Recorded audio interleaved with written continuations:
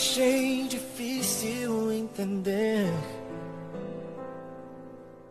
como duas vidas podem se tornar apenas uma. Mas quando eu te encontrei, eu te amei.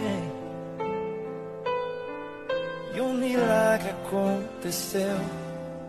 E então eu entendi que Deus tem sempre um plano para nós. É preciso paciência e ouvir sua voz.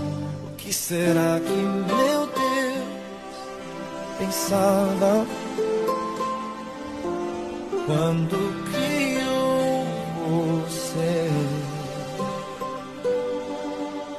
Acho que ele estava pensando em mim, porque me deu mais do que sonhei.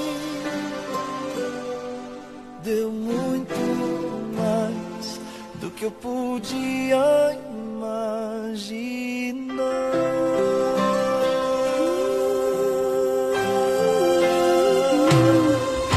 Prometo que ao seu lado eu vou estar.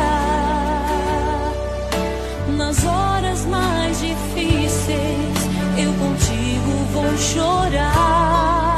E onde quer que a vida te levar,